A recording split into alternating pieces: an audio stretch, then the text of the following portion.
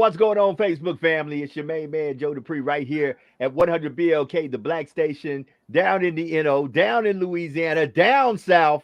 But I would not be who I am doing what I do if I didn't have my brother with me from another mother representing that East Coast. Brother Fatine, what's happening? Good to be with you, Joe. Good to be with folks joining us tonight. I know we are our usual time of 8 p.m. Eastern and 7 p.m. Central Time. We moved it back an hour, but we are here, ready to go. Some folks might have saw me on another podcast earlier, but that's double duty. That's what we do, and that's how we do it, because information is important. And the topic that we are going to discuss tonight is very, very important. And I hope that we are able to share not only information, but reach out and help someone. Even if we help one person, we were successful tonight. Very much so. So family, we're going to get into a difficult conversation: mental health and the Black family. We got some great guests that we're going to be bringing on, and we're going to get into the conversation. Please, please, if you have a comment, if you have something that you feel like you want to talk about, we're dealing with a great deal right now. Every time you turn around, it's something on the news that is affecting mental health and especially the Black family. And many a times, us as people of color, we don't want to discuss that. For prime example, this last past weekend, something that's just been heavy on me. There was a lot of HBCU homecomings. Grambling State, person lost their life at an HBCU homecoming. In Pine Bluff, Arkansas, 14 people were injured in a mass shooting at an HBCU gathering for homecoming. In Jackson State, there was shooting going on. I mean, the gun violence, the COVID, the what's going on with our children in school, with what's going on with us as men and women, point blank, period. As what's going on with the Black family. So I'm gonna let we're gonna bring in our first. Well, we're gonna bring in both of them. Let's just bring them both in. Fatim, I'll let you introduce the guests that you have, and I'll introduce my guests, and we'll bring them in. Let's All right. go. All right. So first up, ladies first to this evening. This is a good friend of mine who is a personal friend. And she's a family member of my New York show, the Open Line and Open Line online show on WBLS. And we call her Sister Jax Lake. She is a visionary, thought leader, celebrity, and pro sports life strategist, a motivational speaker, and the author of the book I Am Bigger and So Are You: Skills for the Soul.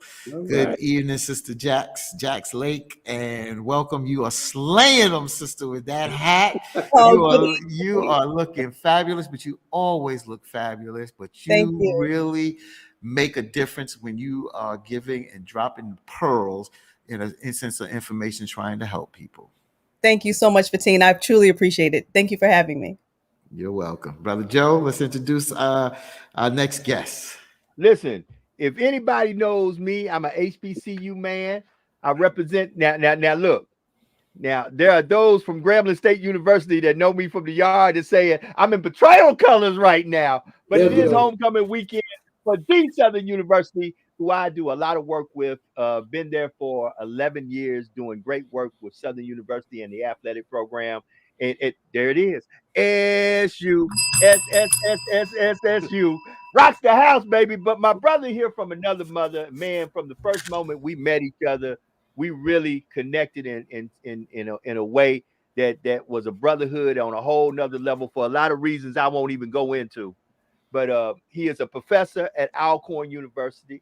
He is the proprietor of Positive Choices Counseling Services, which helps with the mental health of individuals in our area in many ways. It's my brother from another mother, also Mr. Edward J. Brown in the building. Mr. Brown, how you doing, my friend? I'm doing good, brother. I want to thank y'all for having me, man. I appreciate you. So we got life counselor, we've got clinical counselor, and we got problems. So Dude. let me just go ahead and start off with it. Family, it seems to be that we've got problems.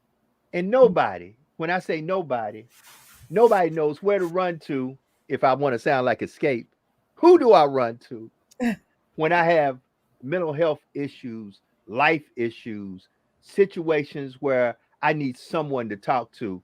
We're going to concede the floor first to the lady. Absolutely. So, Sister Lake, talk to me. You know, so many people have, I'm sure they run to you all the time saying, Sister Lake, can you give me some advice? Sister Lake, I need to know this. Jax, I need to know this. I need to know that. I'm glad they can go to you, but let's talk about this.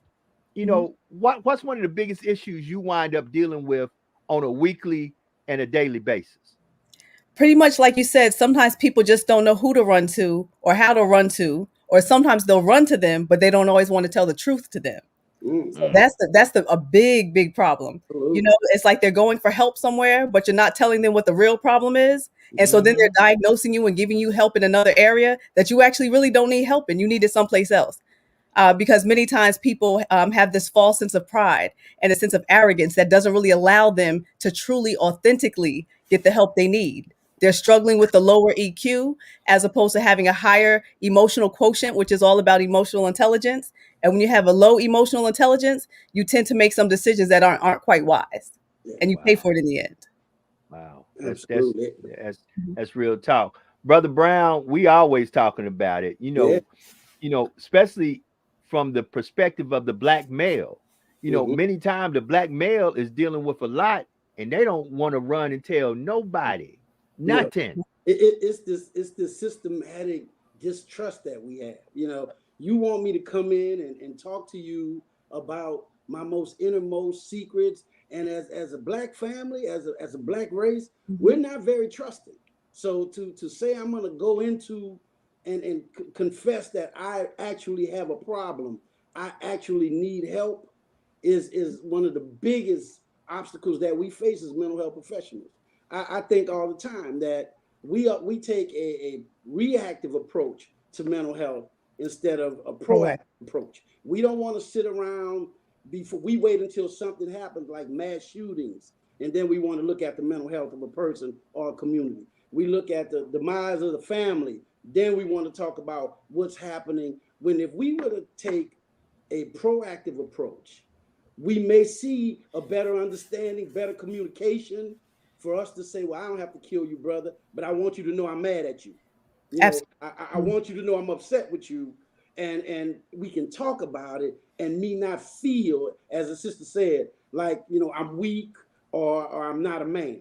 So until we start to take a proactive approach and start to look at mental health before something happens, we're going to continue to be reactive. It's going to continue to be what it is. You know, and the crazy thing, I'm gonna turn this over to Fatim, but the craziest thing is, you know, a lot of us really just don't know how to say what we need to say in order to get our point across, or in order to establish the boundaries that need to be established, where folk will know this is how close you can get to me, or this is how far you need to be from me. And that's crazy, because a lot of this mental health stuff is really us not being able to communicate each other, men to women, boys to girls, men to boys, girls to little girls. Because many times what we have is folks looking at each other going, man, what's really going on here? And we've got to the point that being dysfunctional is so normal that when we get to normal, we feel like we're in a dysfunctional situation. Brother Fatim. Let me just jump in here. So I hear what you're saying, and I appreciate what both Jackson and Dr. Brown have said this evening. Joe, I want to piggyback off what you said. I think a lot of people are saying things, and they're saying things. The problem is the response they're getting, and folks that are hearing what they're expressing, they don't know the folks that are hearing it. I spoke with a young lady today that I may have to recommend Sister Jax to, because she said, I'm fed up. I'm frustrated. I've been frustrated. People continue to pile everything on me. I have my own issues while everybody brings my issues to me. This is a young lady that's in her 40s, early 40s at the end of the day, and no one knows how to help her because she says she don't have anyone to turn to at the end of the day. But my question is to both, I guess, Sister Jax and to Dr. Brown, is we hear nowadays in this 21st century that our folks are weak. We're weaker. We don't know how to deal with problems. Back in the day when it was Jim Crow, things were tougher. We had it a tougher time. We had to deal with our circumstance and situation. I want to ask that question. We had to deal with our adversity and deal with it, and a lot of our ancestors came through it. Do we know if they came through it with the right mind? They didn't have no other choice. Now, when we look at things, folks don't look at them, especially the older folks, and say they look the younger generation, the new generation, they look weaker. Mhm. They have to rely. They got to run to a council at the end of the day. I don't want to say who has it right, but what is the best advice? Because you're hearing two types of advice from the older and then watching the young. Start with you, Sister Jackson, then Dr. Yes. Brown. I think one of the biggest differences back in the day, they were more solution focused. Whereas now I feel that many times we're more problem centered. And there's a big, big difference. So we have to shift the paradigm and change the narrative and say, okay, what solution do we want to try to unveil, and what do we want to overcome, and what are the steps we need to do that? So we also have to understand that we need to ask for help as a sign of strength. Many times in today's society, we look at asking for help as a sign of weakness, and that keeps us in our box. But when we realize that, like my brother was saying, we need to ask for help in the beginning. Not in the end. You ask for help to get yourself started so that you don't dig yourself into a ditch, right? Because once you dig into a ditch, it's that much harder to climb back out of. So you really have to just stay solution focused. Back then, there were many problems back then, right? But they understood what the greater picture was. They understood that the freedom that they wanted to achieve. They understood that they wanted home ownership. They wanted equality, Correct. right? They wanted some rights to vote, rights to live. Right to live peacefully. They wanted the right to worship their God how they wanted to. And so they were focused on a solution. Now we want to sit back many times and complain and not dig internally, because many of the solutions live within us. God put those solutions in us, just like he put all the solutions on the earth for us to solve any pandemic. It's already here. We just have to put it together and figure it out. Dr. Brown, same question to you in a sense of looking at where we at today with how we deal with issues versus yesterday at the end of the day, and moving forward, what is the best way from your perspective of dealing with these problems and challenges in life? I have to agree with you in some sense that, yeah, things are different. The development of coping skills have changed.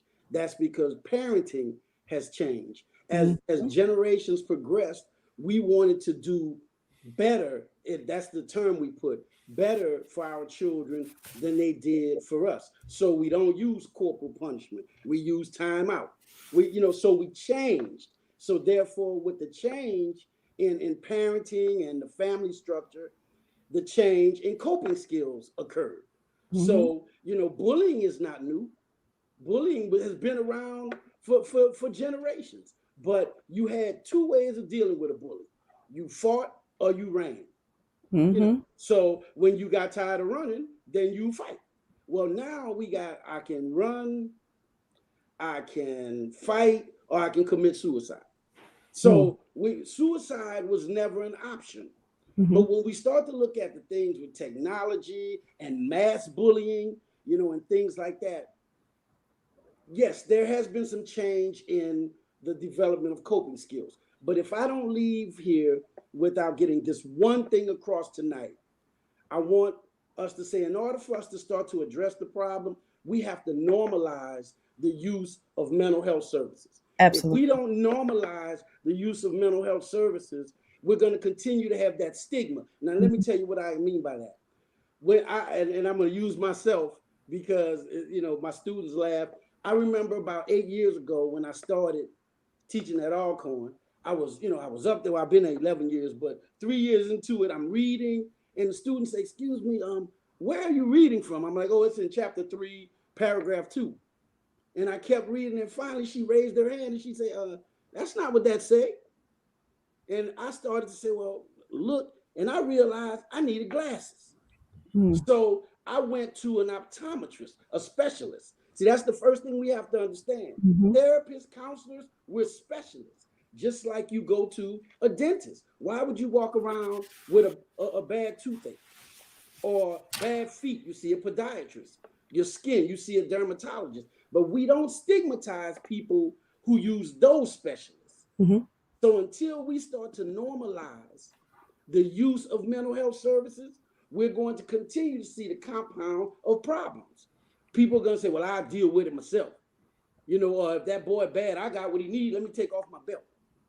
At some point, you have to say, if Joe say, well, I got to go to my eye doctor and get my eyes checked, Brother Brown, I'll be like, okay, no problem. But if we were in the middle of a restaurant, I doubt if Brother Joe would say, I got to go to my counselor tomorrow because I'm feeling a little depressed.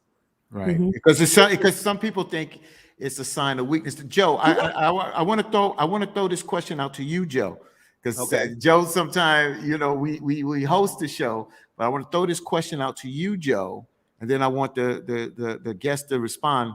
But Joe, the question is to piggyback off of what both, I guess, but what Dr. Brown said is things have changed, and I just had this conversation with my cousin the other day.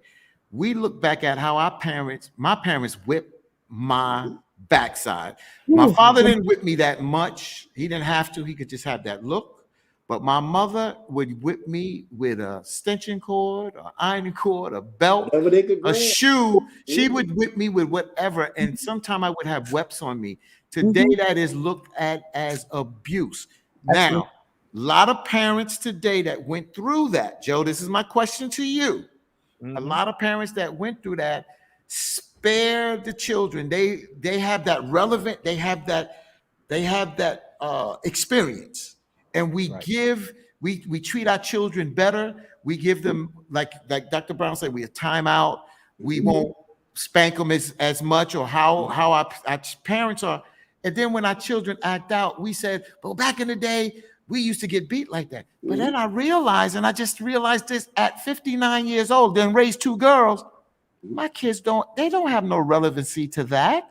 So when we're sparing the rod, we're sparing it because we realize that we got our butts whipped, and some of that was abuse. But then when we spare it, our children, they don't have that reference point. So how do you balance that, Joe, if they don't have that reference point? Ooh, I had to rub my head.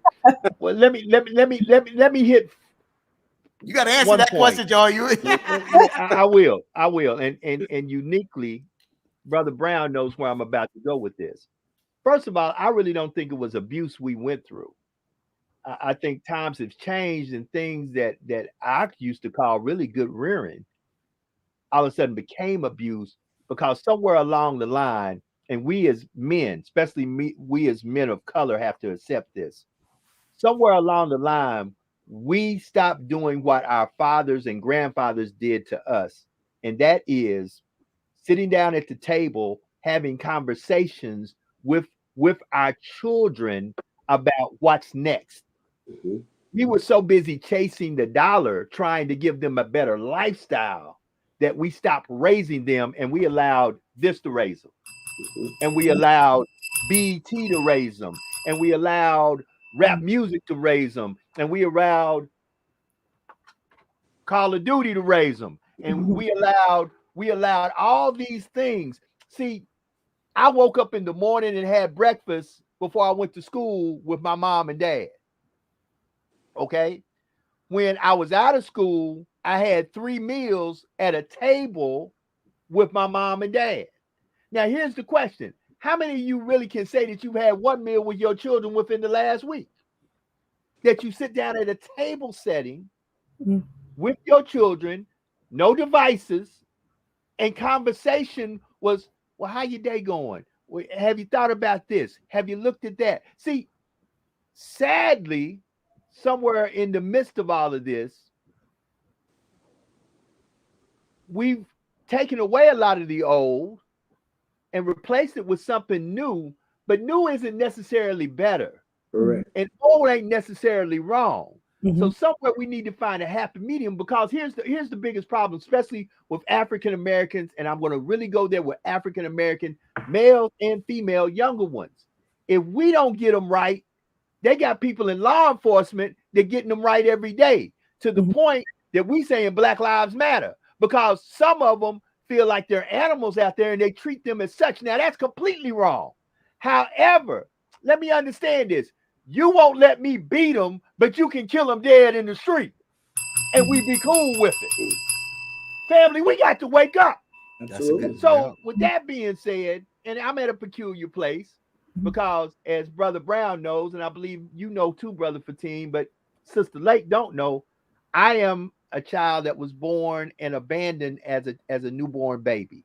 I was literally found wrapped in a newspaper in an old coat underneath a dilapidated house in Memphis, Tennessee.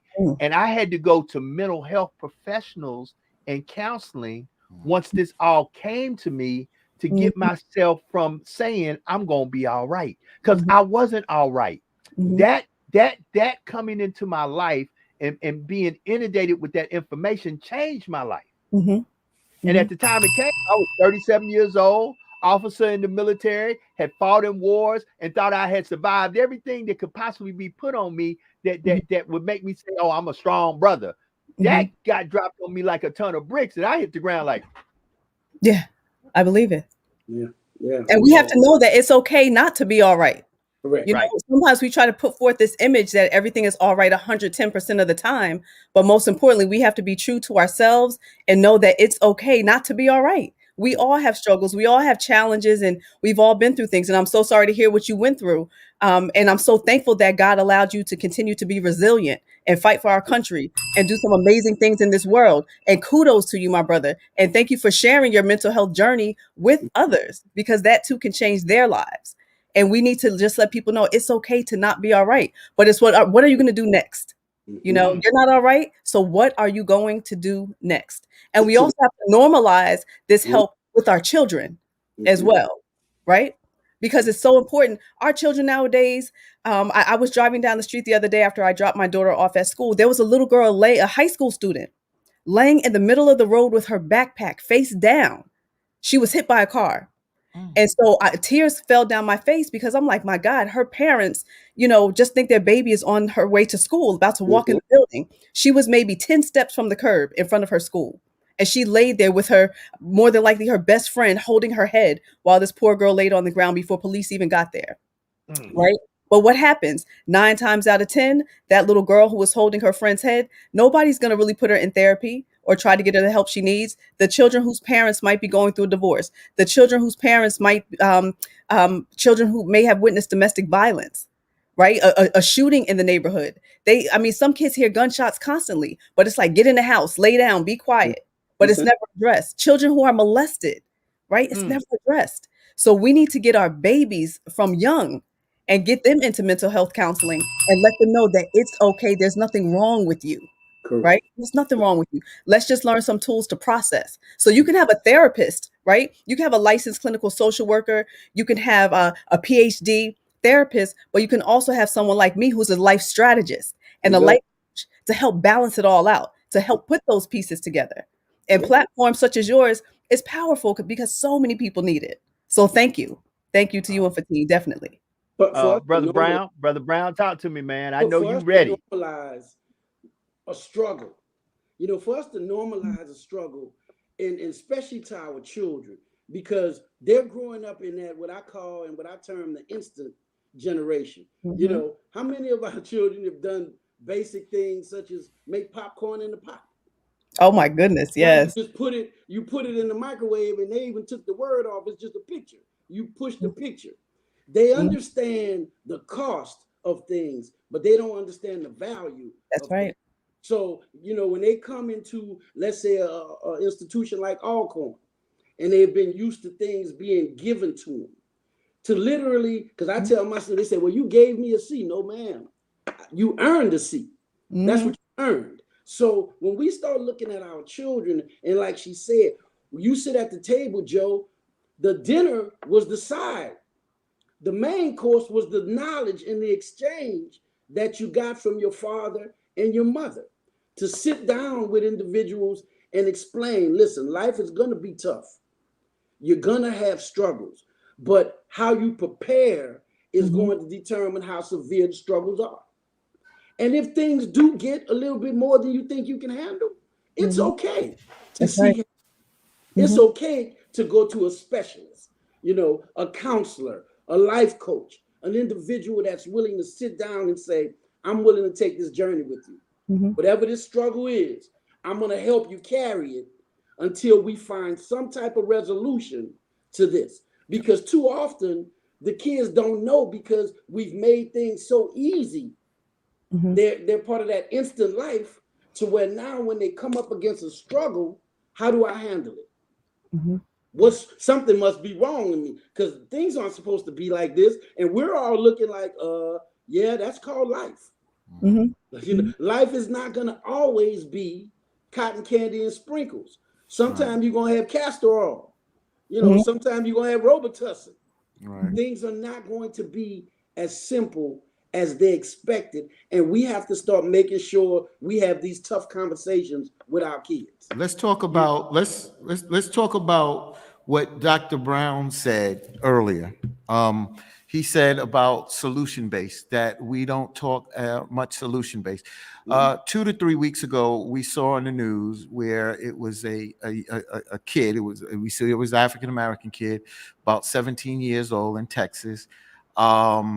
He shot some students in a school, and as we've come to find out, that he was bullied.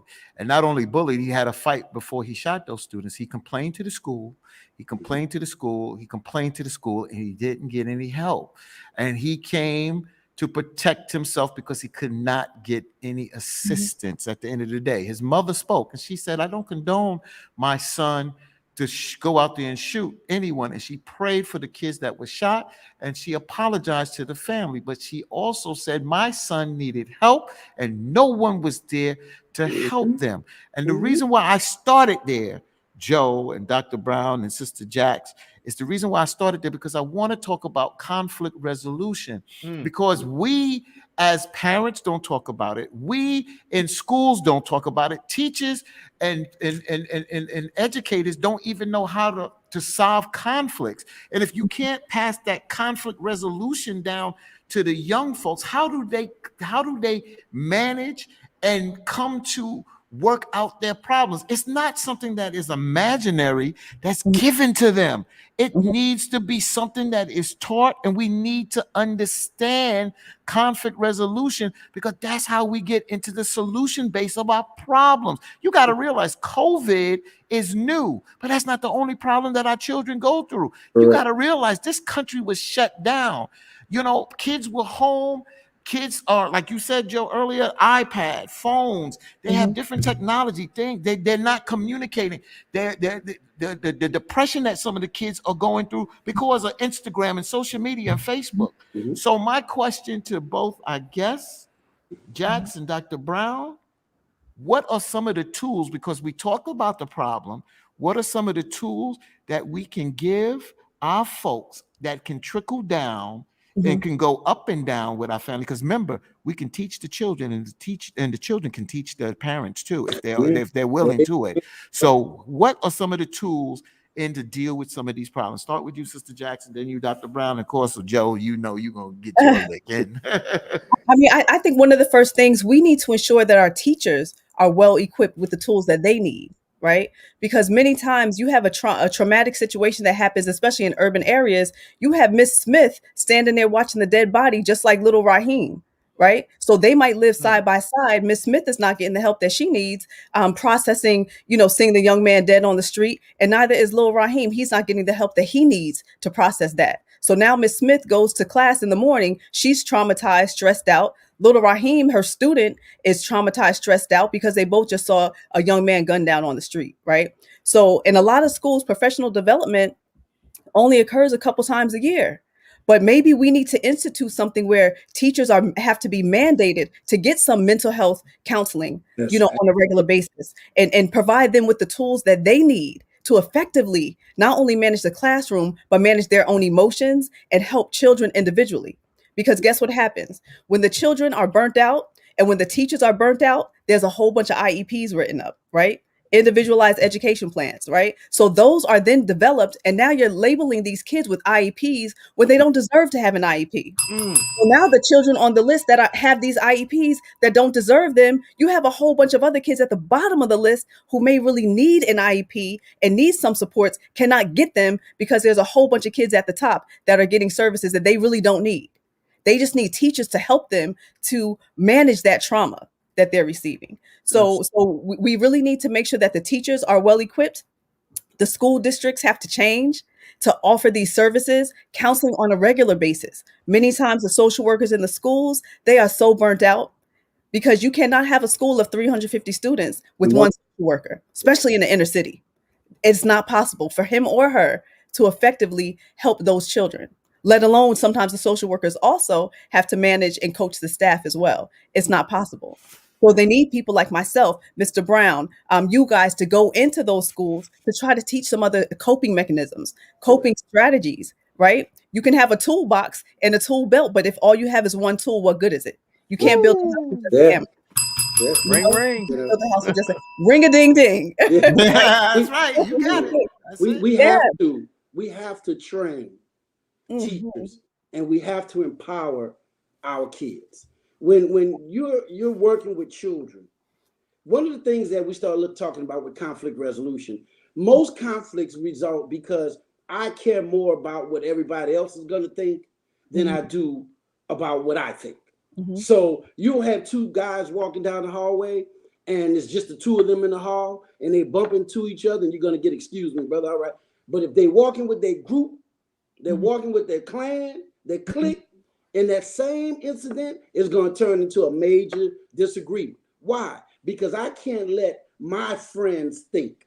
Mhm. And when I always say, well, brother, what do you think? Do you think you scared of him? No, but they think I'm scared of him.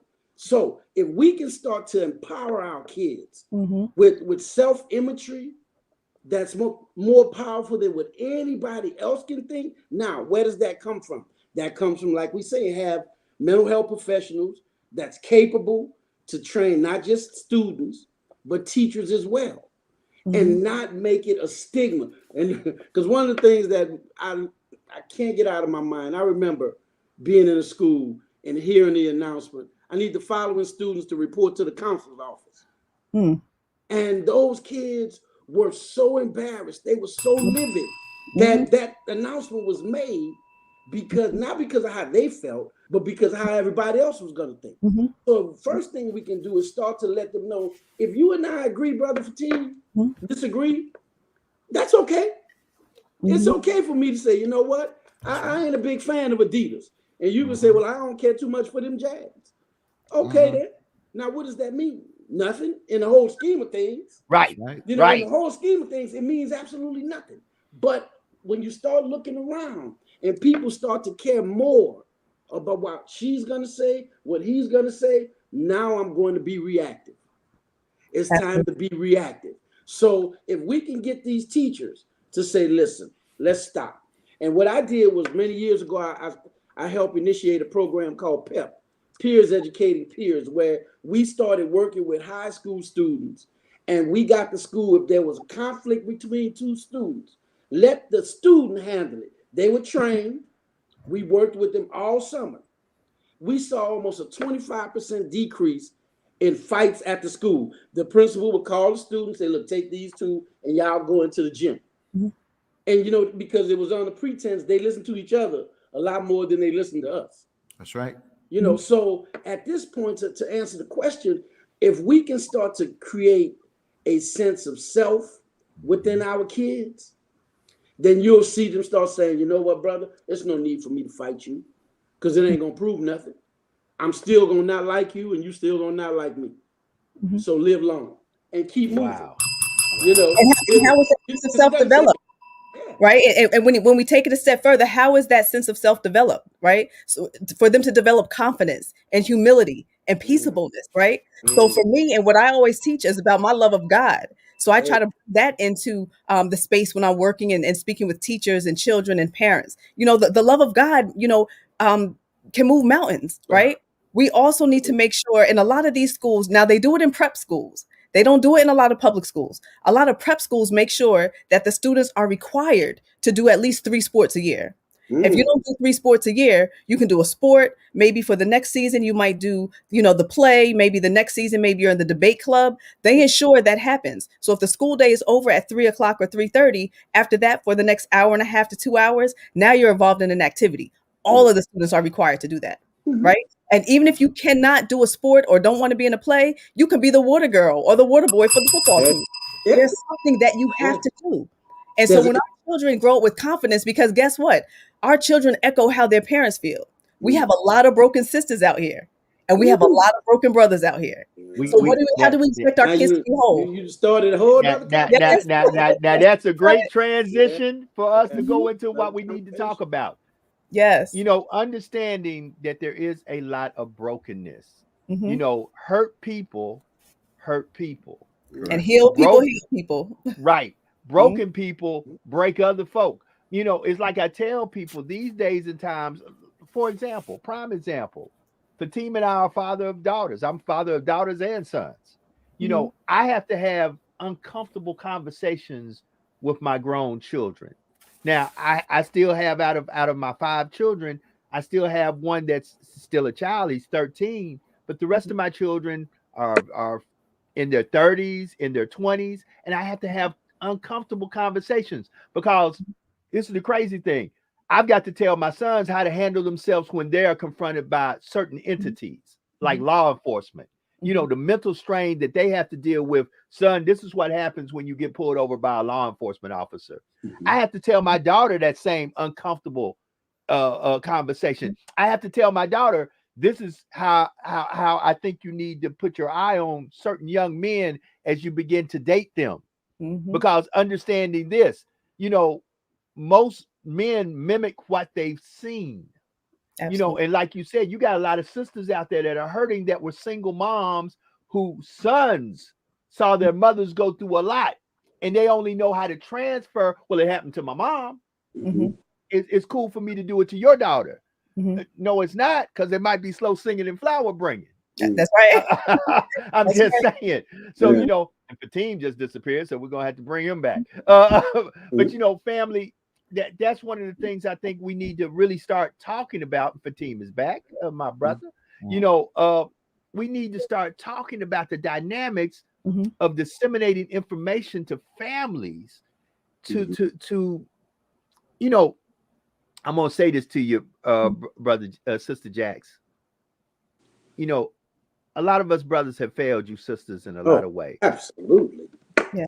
But on the other side of that, a lot of you sisters have failed us brothers in a lot of ways. Amen. Absolutely. So, that door swing both ways. Now, Absolutely. people can get as mad as me as they want to, because, this is what always kills me in conversation, and I'm going to turn it back over to Fatim. It always kills me when I see infidelity within the Black family. If a Black man gets caught in an infidelitous act, act of infidelity, the first thing it said is, they dogs. They dogs. That's what they do.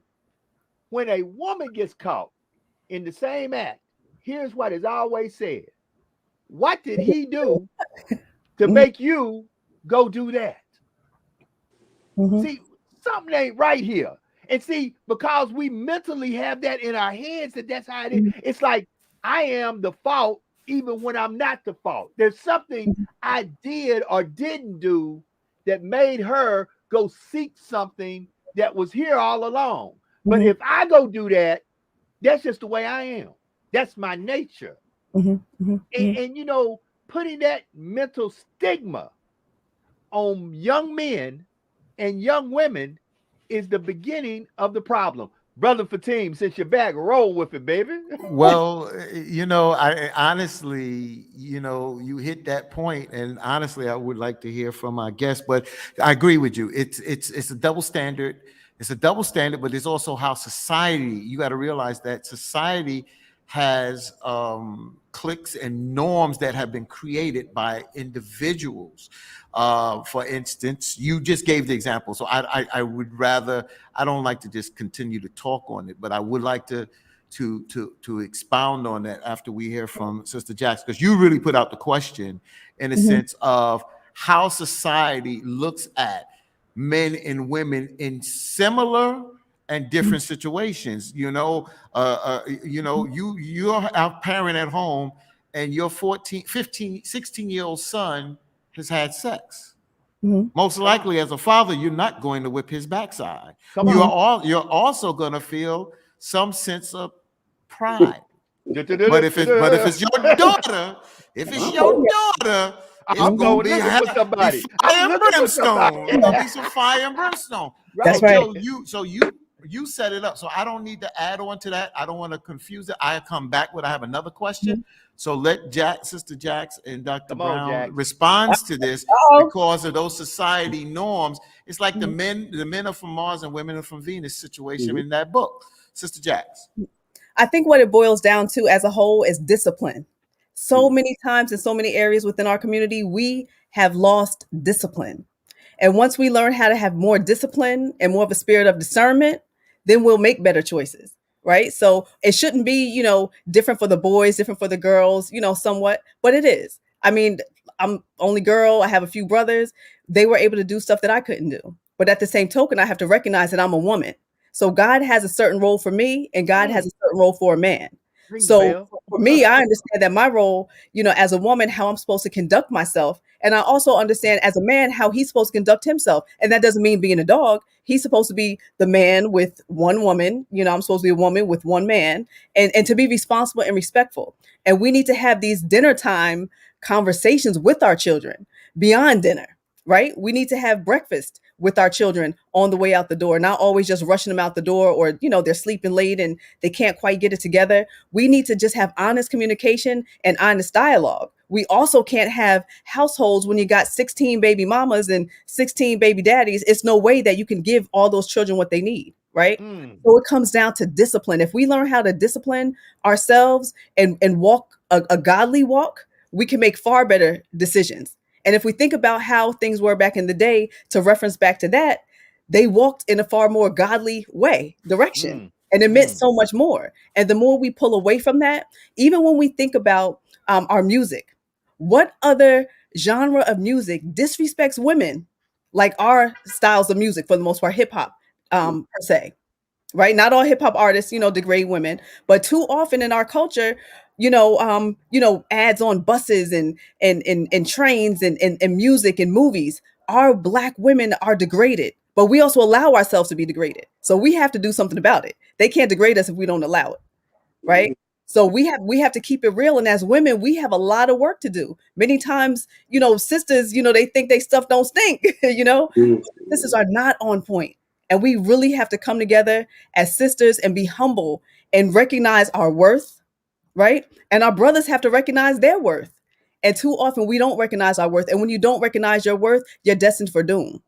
Yeah. So we just have to do better. We have to. The first thing we have to do is we have to look at it from a perspective of we have to destroy this conflictual spirit that's between brothers and sisters. Absolutely. The minute we meet, it's you or me, and each one of us is trying to force our will instead of being able to say, okay, listen, I like you, you like me. Let's see what we can build. And in order to do that, there's two things that you must have. You must have, I always say, the first rule of adulthood is the ability to communicate. That's Amen. the first thing. And the second thing is we have to understand how important maturity is. Maturity is what's going to lead us to that ability to say, listen, this is how I feel, this is how it happens, and do it in a safe environment. See, because you're not going to be safe if that conflictual spirit is there. That's right. The minute I take a shot at me, it's going to be met with a shot from you at me. So in order for us to start to build and repair this wedge that's between men and women, we're going to have to look at, am I mature in my ability to communicate? And am I mature enough to receive when someone says something about me? You spent $300 on a pair of Jordans and we don't have any groceries. Well, mama, see, I'm thinking we in this together because we can't make soup out of those Jordans for us to eat. That's right. and That's be able to accept that we can communicate even when we disagree. What do they say? We can disagree without being disagreeable. You absolutely. know, so when we start to look at how mature are you in your communication patterns, Mhm. does that mean that you can tell me you angry at me and I can stop and say, well, wait a minute, what's going on? What did I do? Mhm. I don't like the way you did this and did that. Okay. And then you be able to say, well, this was my intention. I'm sorry, and I Yeah, hope it doesn't, so we have to have that maturity that's going to prompt a actually productive communication pattern. absolutely. And we have to learn how to speak without offending, That's right? right. And Yeah, listen without defending. we're Joe, going to go have to ahead. learn how to agree to disagree without falling out with one another.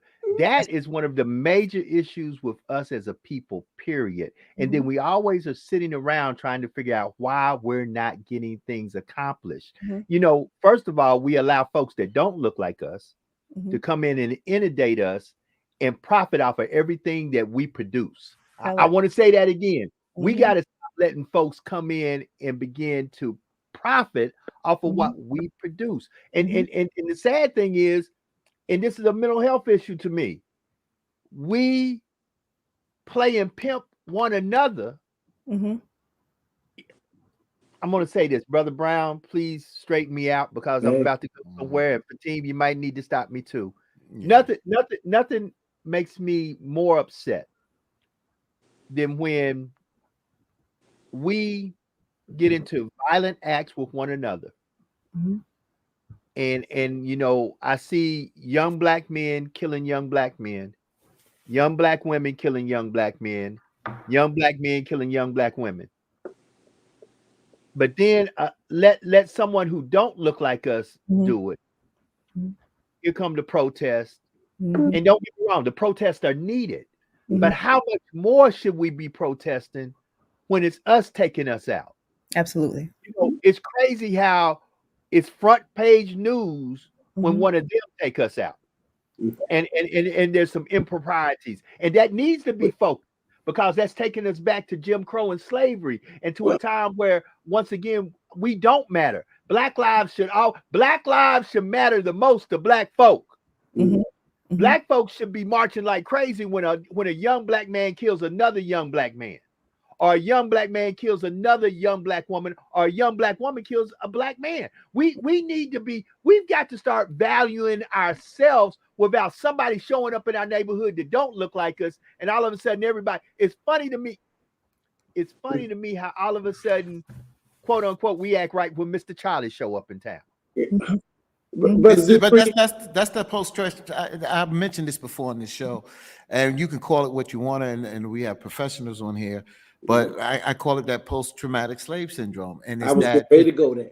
Mhm. Yeah, that's it, and it's a mentality of something that has been uprooted and ingrained in our ancestors Mhm. because of slavery. You got to realize they said, well, the slaves were brought over here. We wasn't slaves over it. Well, some Correct. were slaves. I hate to say it, but Africa, there were some people that were Mhm. slaves over there. But a lot of people that came over here didn't speak the language, didn't understand it, and they looked like they were illiterate, but they didn't understand the language. And that whole master slave syndrome has been ingrained. I've used this before. God bless my mother's soul, but I saw my mother get up and clean up the house when Mr. Feinblum, the white landlord, came by. But when my father bust his ass and came home Come day after on, day, come and on, come that on. floor was dirty, and then Mhm. so-and-so was coming by, and my mother got up and broke her back. My father finally said something like, yo, and my mother got offended. But it Mhm. was true. It was Yeah. true. And I had to pull my mother to the side. I said, Mom, that's true. Dad is right. Yo, when this white man come here, you talk different, you act different. And honestly, when you talk about the days, and I applaud you, when you took care of your sisters, when our grandmother, your mother had a stroke, but you used it as a badge of honor to go and cook for white people. That was a But badge of honor for you. Brother Fatim, let's look at it like from a systematic point, right? We can sit there and say, let's look at resources. When you have a inner city community where the resources are being stifled, I'm going to take that same situation and use the example I use in my class. if we take the finest Mm-hmm. of communities, let's take Beverly Hills, and we Right. gate Beverly Hills, Mm-hmm. and we drop 2 cows. That's all. Just 2 cows in the middle of that community. It's going to start off very diplomatic. Well, we're going to slaughter the cows and we're going to give you some and you're going to get some. But the minute somebody run out and the minute those resources start to get scarce, what do you think is going to happen with Karen the homemaker? Mhm. Karen the homemaker is going to convince her husband, well, they still got some meat left. Why don't you go over there and get that meat? So when we look at this system that's been set up and we talk about the way we treat one another and the way we interact with one another, like Brother Fatim said, this has been because behavior is habitual. Mhm. We behave, you put the same sock on every time you put your socks on. You do the same routine every morning. If you believe that behavior is not passed on from generation to generation to generation, just because we have more freedoms does not mean we don't still have some of the same embedded ideologies that has been detrimental to us as a people. Because if we didn't, Brother Joe, we wouldn't be shooting each other dead in the street. Mhm. Correct. Because And we don't address the behaviors. we And would that's the point. have an opportunity Yeah. on how to communicate and get past this. But we're looking at a system of behavior that has perpetuated itself from the past 200, 300 years. Just because we have on a suit doesn't mean that I don't still feel the same way Mhm. that maybe my grandfather felt. Come on. So we have to start looking at how do we address the embedded habitual need to disagree with one another. Absolutely. You know what I'm saying? It's just in us. And in addition to that, when we look at mental illness and mental health, where's that rooted in? A lot of it's rooted also in childhood trauma, Right. genetics, the environment, brain chemistry, right? Lack of sleep, negative thinking. Like you guys mentioned earlier, suicide. I always say suicide is a permanent solution to a temporary problem, right? Killing your future. Yes, yes. And the drugs and alcohol is so powerful because you could have someone who does not really have any mental health issues going on at the time, but the moment they get involved with drugs and alcohol, it can snowball. And now it could bring out some other mental health Substance. issues. Right. Yeah, absolutely. That were underlying, right? So, and even with that childhood trauma, there are so many people in our community. I work with them all the time, men, women, celebrities, people like us who have all been victims of sexual assault and molestation as children. And these are men, strong men that you see on television all the time that you would never guess that they've been sexually abused, whether it be by a female or whether it be abuse by a male when they were children. So many times when that happens to men, you know what happens? Those men become quote unquote promiscuous. We really only use that term promiscuous when it refers to women. But guess what?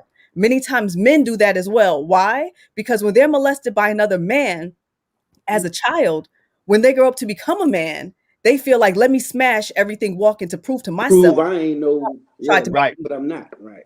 Absolutely. Absolutely. Ju- So we need to get to the bottom of some of that trauma as well. Joe, and I wanted to go here, but this was important. So I'm gonna be transparent on something. And Jax, you don't have to hold back on this. You don't have to hold back. So I'm being transparent. And in my relationship, it's been challenging for the past year. Been together for over 30 years, had some challenges not early on, excuse me. But we had some challenges in life. And yes, I did something, didn't step out, but I did something that caused pain. And at the end of the day, when you cause someone pain, if you don't, sometimes you don't mean to do that, and you have to apologize for that pain that you caused someone. And at the end of the day, as being a man, some of us, I have to speak for myself. I can't speak, this is about me.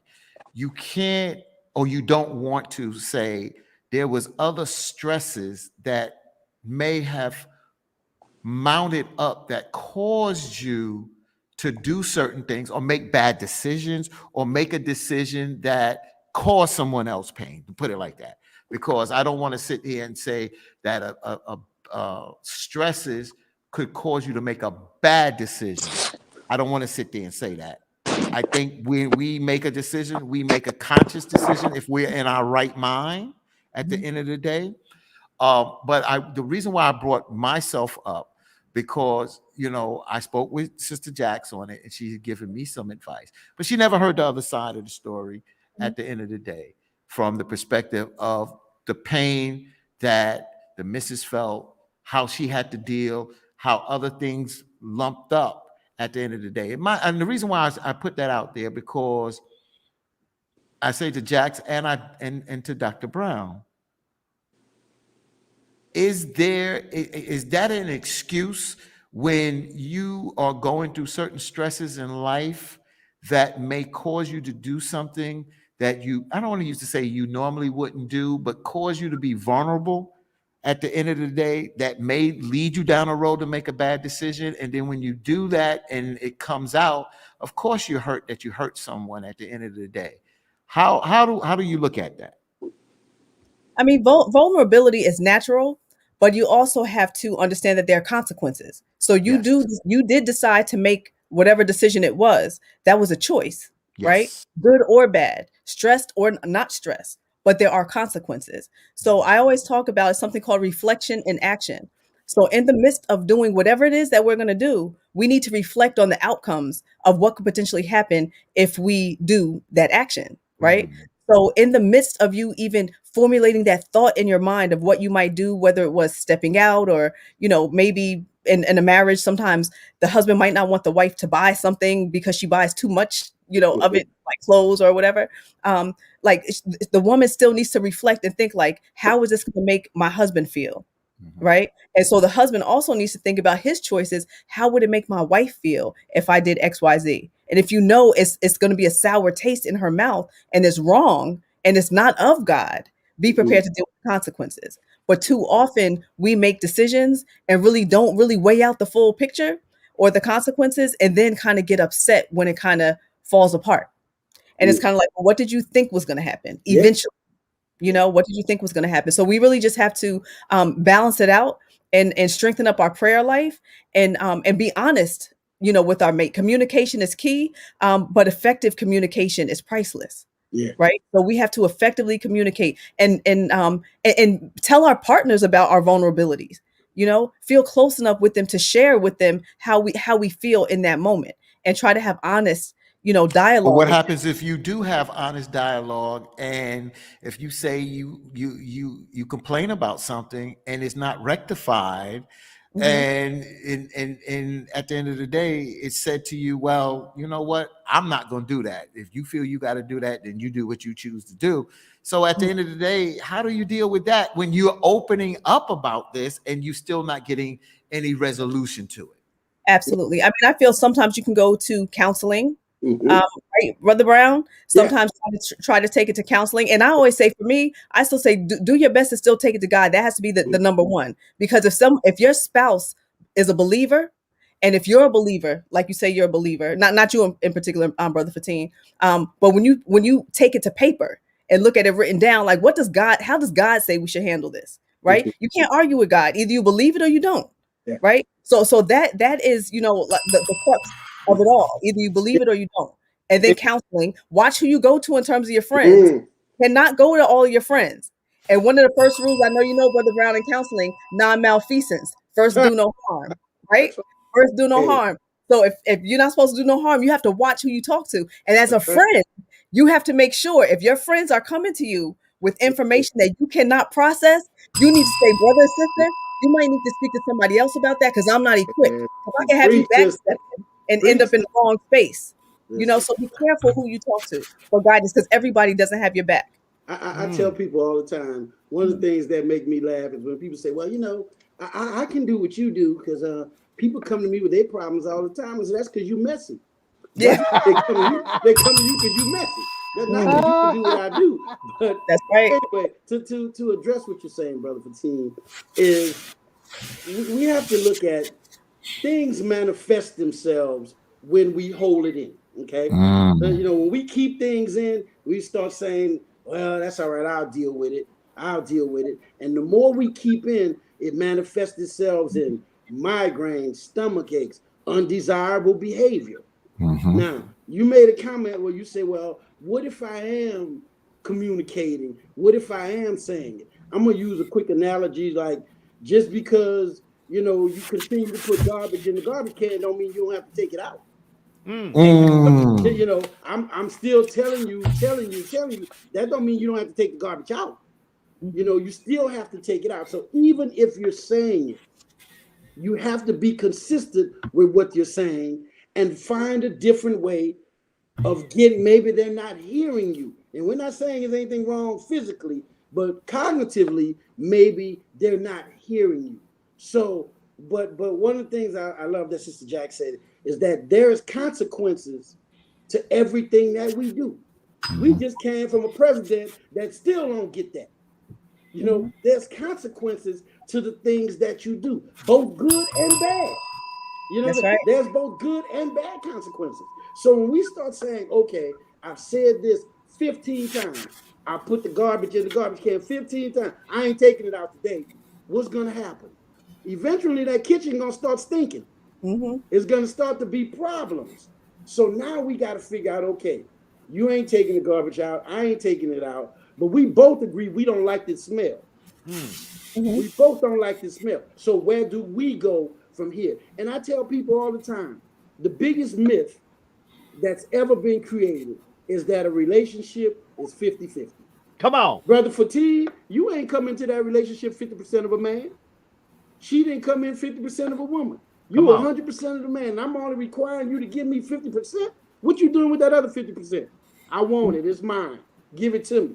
So try to imagine this. You taking a whole and a whole, trying to make a whole. That's a lot of work. Because somebody's going to lose a little bit.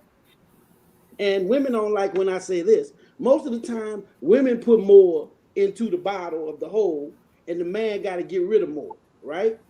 Now, women don't like that part, but you know the part men don't like? Don't get mad at what you gave up. When mad day come.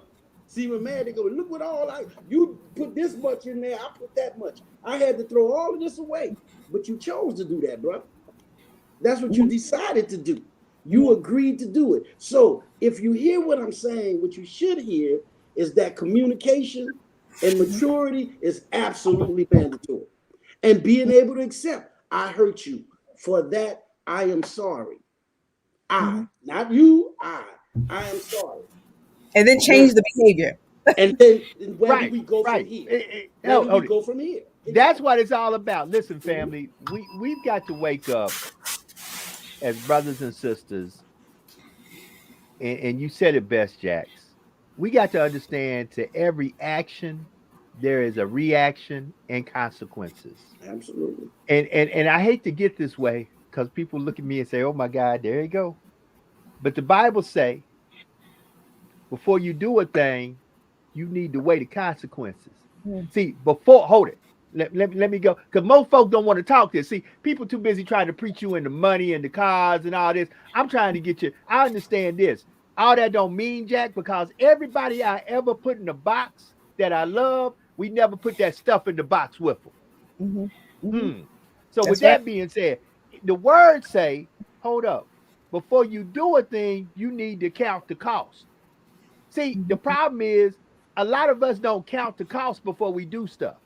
We just jump in it and then say, this is what needs that. No. You got to count the cost because to every action, there is an equal and corresponding, opposite if not greater, reaction. Hold it. At the end of the day, you just got to say that. I tell people this all the time. And this is, and Brother Brown knows this because we talk about this. I was 37 years old when I found out I was an abandoned child. I knew all my life I was an adopted child, but I didn't know I was an abandoned child. Let me tell you something.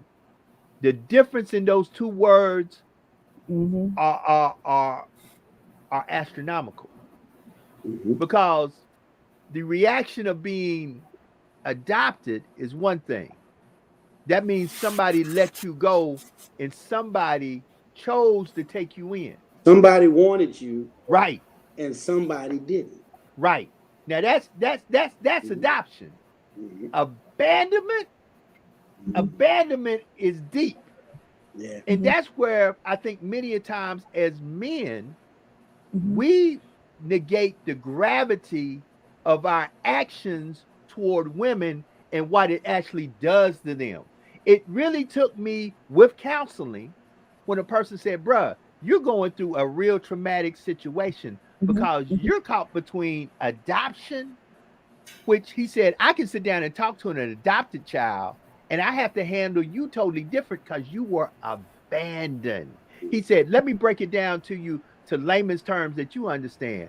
He said, bruh, you were threw away like garbage. Wow. And when he said that, I'm in full military uniform. Mhm. My counselor had to pick me up off the floor because I was in the fetal position crying that hard because it hit my psyche Mhm. that Mhm. someone who carried me in their womb for 9 months discarded me as if I was nothing. And I had never came full circle with that. See, many a times our problems in mental health is we don't want to accept the whole truth. Mhm. And we have got so cool with lying to ourselves under certain banners that even in, because there's a big difference between Christianity and spiritualness. Some Correct. of us are so caught up in Correct. religion, we don't understand. You got the truth. There's a reason why they say the truth will set you free. Mhm. If you really accept the real truth, there's no way you can be in bondage. No way. Mhm. But the pain that comes with accepting the truth sometimes is almost unbearable. And that's why, and you said it best, Brother Brown, that's why if you need a neurosurgeon, Mm. you don't go to the guy that spent the night in the Holiday Inn Express. You Correct. better find a real neurosurgeon. Get a special. If you have a Mercedes, you don't go to your uncle. Let me tell you about that alternator, boy. Let me tell you. You don't go to him. You better go to a specialist that know how to Correct. diagnose the problem and fix it. Because if you go to the wrong person with the right problem and they fix it, you may have more problems down the line than you did before you went to the person to get the problem fixed. Mhm.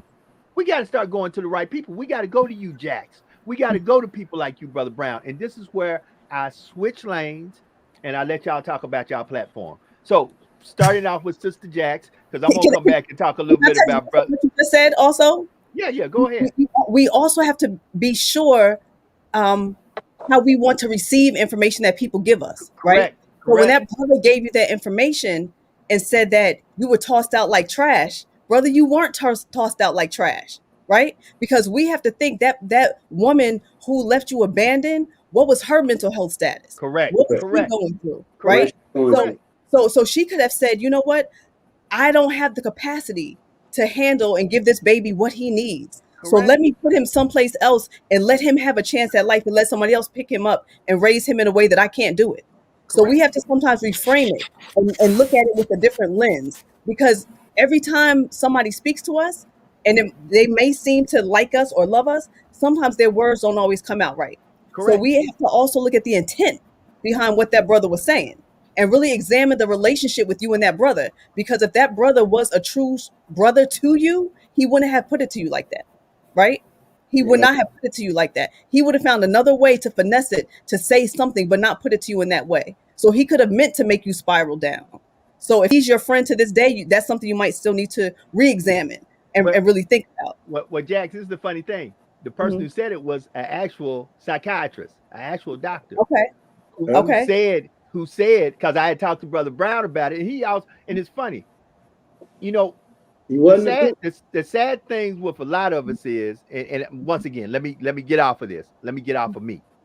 The Okay. sad thing with a lot of us people is that, and I hate to say it because I sound like a few good men, we really can't handle the truth. Mhm. And this is the crazy thing. My biological mother has passed away. The first time I ever saw my biological mother was in a casket. Mhm. I have a daughter that I love very dearly, named Keanu Sade, that looks just like my mama. From the Wow. day she was born, we always used to say, "Who she look like?" Because she sure don't look like, but she looked just like my mama. Wow. But God, when the real truth, when you're really able to Mhm. look at the real truth, Mhm. uncut, when you unplug from the matrix and you really see the real world, Mhm. you really do get set free. And here's the crazy thing. I love my biological mother as much as I love my adopted mother. Amen. As much as I love my biological father, as much as I love my adopted father, and all of them have passed on to glory. Mm. I know with me and my children, it is my job, to teach them where we came from and give them a vision of where we're going. Now, Mhm. they may accept it, they may not, but my job is to teach. It's their job to receive. And sometimes I have to accept that they may not receive what I teach, but I've did my job. Absolutely. And that's just where you just got to have sometimes your best may not be good enough for other folks, but long as it's good enough for you, you Mhm. did your best. That's And right. move on. So with that being said, Yes. Jax, I want you to talk about your social media. How do we get in touch with you on social media? Talk about your books if we want to purchase your books. Then, Brother Brown, I'm going to go to you with the same thing. Brother Brown and I do a show together. We're going to talk about this new show we got coming up. So first, the platform is now all yours, Jax. Talk to me. Yes. So you can get my book, I Am Bigger and So Are You, on Amazon. It's a children's book. It's rooted in emotional intelligence. It talks about anger, stress, decision making, drug misuse prevention, financial literacy, entrepreneurship. It's a great read. Amazon.com. You can pick it up, or you can go to my website, jaxlake.com, JAXLAKE.com, or you could hit me up on Instagram at Skills for the Soul, SKILLS FOR SOUL. Okay, we gonna follow her. I want all y'all to follow her. Absolutely. She But don't know. She don't know. She officially has become a part of this show. She oh, don't know that. But absolutely. She we know anywhere I go, she knows she's there. So she knows. we bringing her back. Big So sister. Thank of you. course, next is my brother. We used to do, what was it? It was what was it? Mental It Health was Mental Monday. Health Mondays. Okay, so we did Mental Health Mondays, Mhm. and now we're doing Wellness Wednesdays. Mhm. And Nice. you can, this brother here, listen, he owns Positive Choices. So brother, tell him about Positive Choices. Tell them about the website. Tell them if they right now are in need of counseling, Absolutely. you take care of them, and how you do, because I recommend you to everybody. Go Hey, ahead, brother. Listen, I appreciate that, Brother Dupree. Positive Choices, we have location in Lafayette, and we have a location in Vidalia, Louisiana. Please, we're a comprehensive mental health agency. I always tell people, just make the call. You can look it up. We have a website. It's positivechoicescounseling.org. And I always like to say the first step to getting help is just making that call. And I always tell people, do not call for financial reasons, or you don't know about insurance, or you don't know about Medicaid. Contact the office, especially if you're in the middle of a crisis, or if you feel you need somebody to talk to, because we're all about helping individuals be a better them, be a better you. Sometimes it's just as easy as talking to someone that's qualified, that's highly trained. We work with children. We do individual counseling. We do group counseling. As I said, we're a comprehensive mental health agency. So I'm looking forward to, and I want to invite everybody to come to Wellness Wednesday. Brother Dupree and I will be talking mental health, having the type of conversations we had right now. Because one of the things is we have to get talking. We have to take a proactive approach to this mental health pandemic that we're in the middle of. We're not just in a COVID pandemic. We've been in a mental health pandemic since mass shootings and since slavery. We've been trying to recover. So please don't hesitate to contact Positive Choices for any of your mental health needs. That's what I'm talking about. Brother Fatim, give me some closing words, brother. There's the book. There it is. That's it. I'm bigger. That's I'm it. bigger. That's it. Hey, I'm gonna have to get an autographed copy of that thing. Hey, Sister man. Blake, That's it. I'm gonna have to get an autographed copy. So That's brother it. Fatim, give me some. So let me just say to Brother Brown, I'll start with you this time. First, is good to see you again, and good to be See part you, of the platform again with you, my brother. And of course, Sister Jax, with a very busy, long, extended weekend. I'm glad that you was able to make time to come on to do this. And also, when I reach out to you on any kind of level, you make the time unless you just have something else booked there. So I thank you both for coming on the broadcast today. Thank you for having me. I appreciate it. I want to just close with this. If anyone that's watching this show, or you go back and see this broadcast, I want you to think of the Karate Kid syndrome, or in that movie, I'm talking about the original Karate Kid. And in that picture, there was a young man who wanted to learn karate, and he went to an instructor, and the instructor had him doing different odd jobs, painting a fence, building this, building that. And he said, I didn't come here to do construction. I came here to learn karate. He got frustrated. And then the instructor said, when I was telling you how to build a fence, I was teaching you how to do this, how to do martial arts. When I taught you how to clean the walls, I taught you this. The reason why I brought that up is that as health professionals that you both are, you have to meet people where they're at.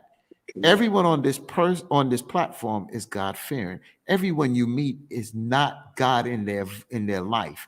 And you got to remember that. You can't preach to people who don't believe in God, but if people are coming to you, you got to be able to speak their language. Don't forget that. Because we have God in our life, don't mean everyone has God in their life. But what you can do is utilize your talents, your skills, and your knowledge to be able to still give them the same foundation without using the word God, but give them that whole same concept that one day they will realize that if God comes to them, that you was always speaking about God without just putting a label on that. So that's my advice, and that's how I will end tonight, because I think sometimes we forget that we that are God-fearing people think that everybody is God-fearing or have God in their life, and they don't, but they still have the same problems. And you sometimes scare people or push people away when you do that. So you got to meet people where they're at and then build them up slowly. Because if you bend too much, what happens to you bend a rib? You break that rib. If you break that rib, you done lost the person. So remember that. That's how I will end tonight. All right, Brother family. Fatim, we need a bell so we can ring our bell. So family, first of all, much love to Sister Lake. You will definitely be back. Brother Brown, me and you, man, shoot. I'll see you at a football game real soon. I'll be there Saturday, man. Homecoming on the yard at Southern University, at the Southern University. The Jaguars are on the yard this week. We got a big football game against Prairie View A&M. I just love me some HBCU football. I'm going to end the show like this, family. I posted this, and I'm going to say it again. Want y'all to keep this in your head. Remember that all skin folks ain't kin folks, and everybody that's in your circle ain't necessarily in your corner. Be careful, because every branch ain't necessarily olive. You got to stay woke. We got nothing but love for y'all. Catch y'all the next time on Community Conversations. We up out this piece. Y'all have a good one. We out.